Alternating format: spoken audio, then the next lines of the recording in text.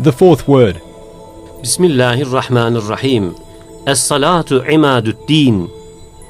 In the name of Allah, the Merciful, the Compassionate. The prescribed prayers are the pillar of religion. If you want to understand with the certainty that 2 plus 2 equals 4, just how valuable and important are the prescribed prayers, and with what little expense they are gained, and how crazy and harmful is the person who neglects them. Pay attention to the following story, which is in the form of a comparison. One time, a mighty ruler gave each of 2 of his servants 24 gold pieces and sent them to settle on one of his rich royal farms 2 months' distance away. Use this money for your tickets, he commanded them, and buy whatever is necessary for your house there with it. There is a station 1 day's distance from the farm, and there is both road transport and a railway and boats and aeroplanes. They can be benefited from according to your capital. The 2 servants set off after receiving these instructions. One of them was fortunate, so that he spent a small amount of money on the way to the station, and included in that expense was some business so profitable and pleasing to his master that his capital increased 1,000-fold. As for the other servant, since he was luckless and a layabout, he spent 23 gold pieces on the way to the station, wasting it on gambling and amusements. A single gold piece remained. His friend said to him, "Spend this last gold piece on a ticket, so that you will not have to walk the long journey and starve. Moreover, our master is generous. Perhaps he will take pity on you and forgive you your faults, and put you on an aeroplane as well. Then we shall reach where we are going to live in 1 day. Otherwise, you will be compelled to walk alone and hungry across a desert which takes 2 months to cross."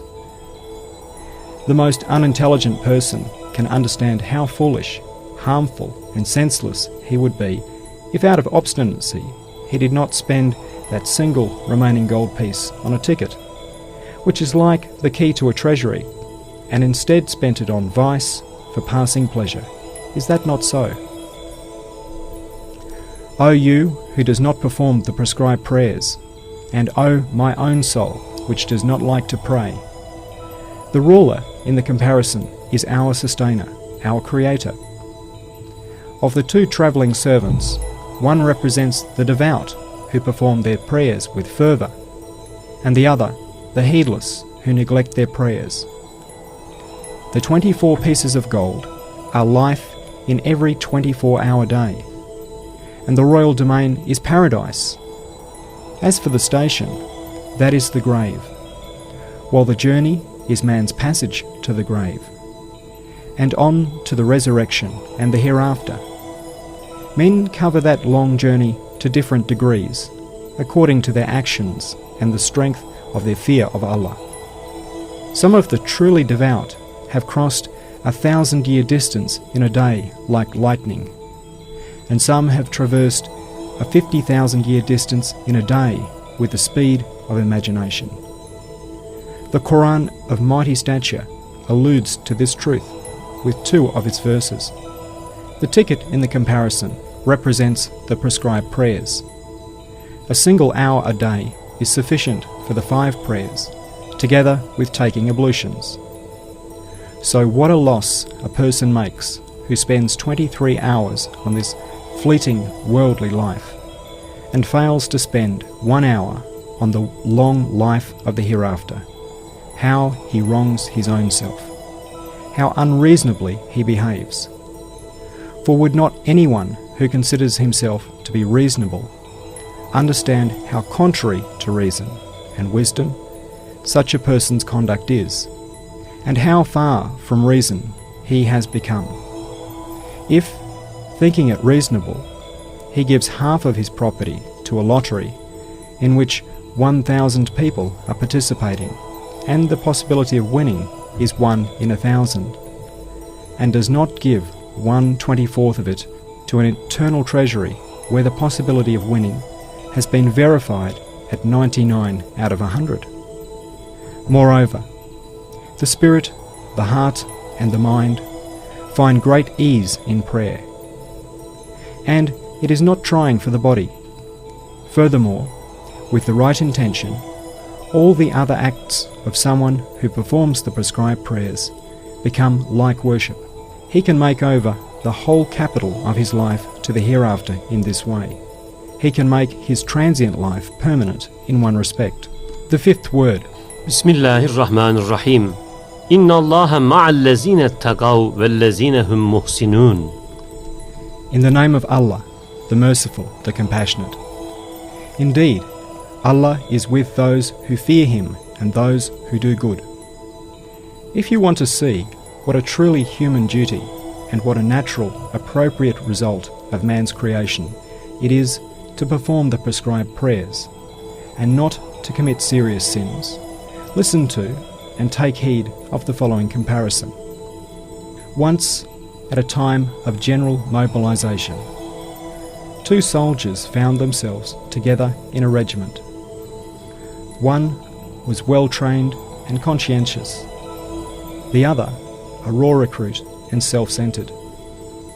The conscientious soldier concentrated on training and the war, and did not give a thought to the rations and provisions, for he knew that it was the state's duty to feed and equip him, treat him if he was ill, and even to put the food in his mouth if the need arose.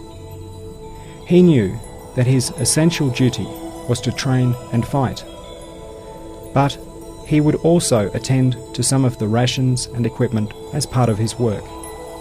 He would boil up the saucepans, wash up the mess tins, and bring them. If it was then asked him, "What are you doing?" he would reply, "I am doing fatigue duty for the state." He would not say, "I am working for my living." The raw recruit, however, was fond of his stomach and paid no attention to training and war. "That is the state's business. What is it to me?" he would say.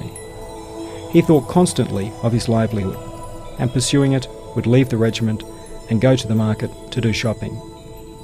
One day, his well-trained friend said to him, "Your basic duty is training and fighting, brother. You were brought here for that. Trust in the king. He will not let you go hungry. That is his duty. Anyway, you are powerless and wanting.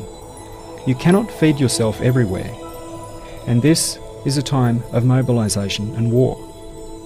He will tell you that you are mutinous and will punish you. Yes, there are two duties which concern us. One is the king's duty. Sometimes we do his fatigue duties, and he feeds us for it. The other is our duty, that is training and fighting, and sometimes the king helps us with it. Of course, you will understand in what danger the layabout soldier would be if he did not pay attention to the striving, well-trained one. O my lazy soul, that turbulent place of war is this stormy worldly life, and the army divided into regiments, human society. The regiment in the comparison is the community of Islam in this century.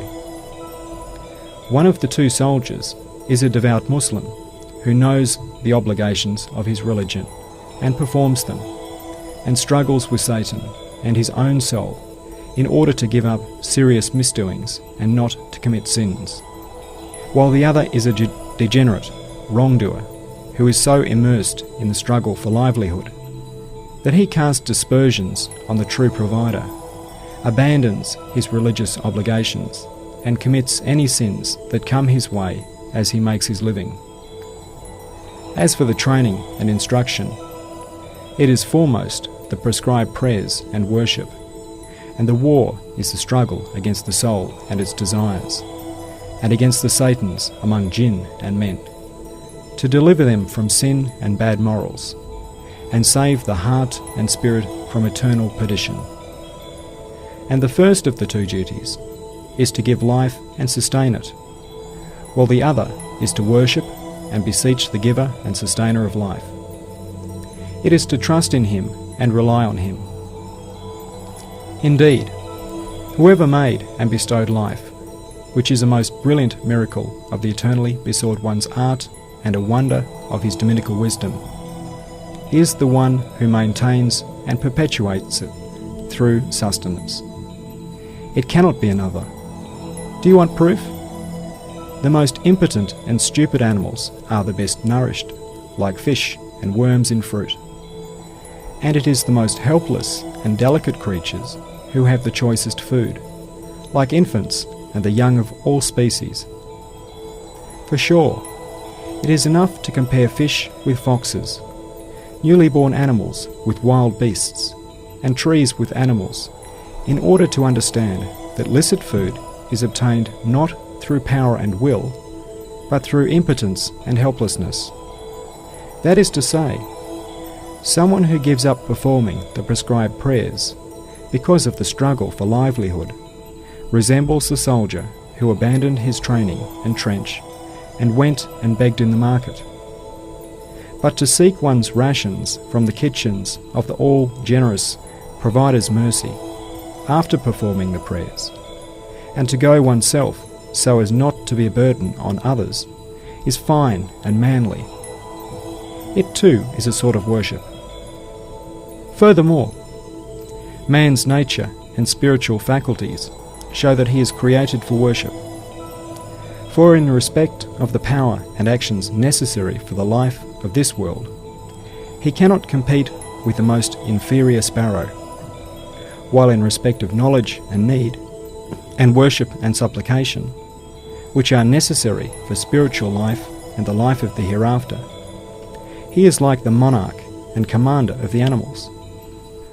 O my soul, if you make the life of this world the aim of your life, and work constantly for that, you will become like the lowest sparrow. But if you make the life of the hereafter your aim and end, and make this life the means of it and its tillage, and strive in accordance with it, then you will be like a lofty commander of the animals, and a petted and suppliant servant of Almighty Allah, and His honoured and respected guest. Those are the two ways open to you. You can choose whichever you wish. So ask for guidance and success from the most compassionate of the compassionate. سبحانك لا علم لنا إلا ما علمتنا إنك أنت العليم الحكيم.